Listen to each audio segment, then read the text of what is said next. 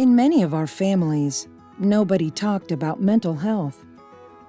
For many of us, in our culture where we grew up, people with mental illness were supposed to be feared or pitied.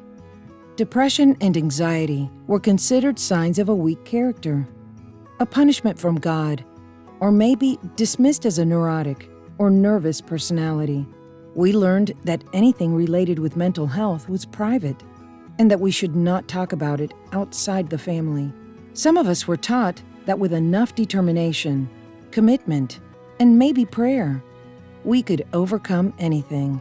Sometimes we have so many negative ideas in our heads about mental health services that we don't even consider looking for services or going to them if someone recommends it. So what do we do when we are overwhelmed by a situation? Who can we ask for help? How can we help our family when they have difficulty handling emotional challenges? During this difficult time, it might be helpful to think of the ways that we can support our families with their mental health. Many of us are dealing with homeschooling our children while having to work. We might also be concerned about our finances, facing unemployment, navigating difficulty in our relationships, or experiencing health problems, all while being uncertain about the future. The loss of control over our lives is causing added stress, anxiety, and in some cases, depression. For some of us, caring for our children 24/7 might be very challenging because of the time and energy our young ones require. Especially now, changes in routine and parent stress are causing difficult behaviors, challenging emotions, and the need for extra attention, support, and patience for our children. Children with special needs are extremely affected since they require school and therapy services. Many of us are providing these supports while managing the effects of the pandemic ourselves. This is why coping with stress in a healthy way can help us and our loved ones carry on. Taking care of our family can be a stress reliever, but it should be balanced with care for ourselves. Our culture and upbringing might make it difficult for us to talk about our feelings, but not sharing might make it even harder to handle stress during the pandemic. Most of us were raised with a sense of strength and responsibility that helps us walk through fear and hide when we feel anxious or sad. During these times of COVID, it is important to be able to adapt to respond to the needs of our families without judging ourselves or others for being vulnerable. The key is to look at our mental health first before supporting our families. You might be thinking that mental health is one of many issues that you need to address, but in fact, it is helpful to think of your mental health as the initial step to address other difficult situations. Taking care of your mental health is crucial to support family members. Much like when in a plane, you are instructed to take oxygen first before giving oxygen to your children.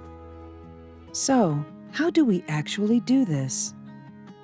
You might want to start by thinking about how you are feeling. Take a moment and consider what is going on inside before trying to solve a situation. Identifying and labeling your feelings. Find the feelings wheel by following the link at the end of this video. This will allow you to have words to describe your emotions. Journal daily. Writing what you are experiencing will help you keep track of your progress and process your emotions. Take a break. Find opportunities to engage in activities you enjoy, even if only for 5 minutes. Take a walk, play music, read, call someone. At this point, you might be thinking, how can I help my family care for their mental health? Communication is the key. When trying to communicate about your emotions, set a convenient time that is free of distractions. Perhaps you can talk during mealtimes or any other time you can get the family together while avoiding distractions such as chores, television, or technology. These family conversations may already be part of your family values and culture, or can become a new family activity. Get the conversation started. You can start by sharing your experience or by asking questions such as, what was your favorite part of the day? What was the most challenging part of the day? Or, has anything been difficult today? You can also start by saying, tell me about your day, and taking it from there. You can also take turns with your spouse or partner in asking these questions. Listen attentively to the needs of others. Avoid interjecting or offering solutions. Listening is the way to help others to process their own feelings and support them through situations that can cause anxiety.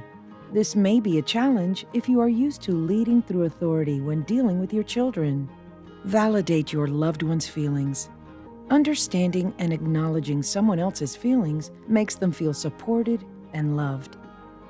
If you are a single parent and feel that all the weight falls on you alone, know that caring for yourself first will renew the strength that you have, and that helps you handle your situation. Children might find it especially hard to deal with their emotions. You can be there for them by allowing space for them to express their emotions. Children might not have the tools to identify what they're feeling, but sure need to express it. Labeling their emotions. Put words to what they are attempting to express.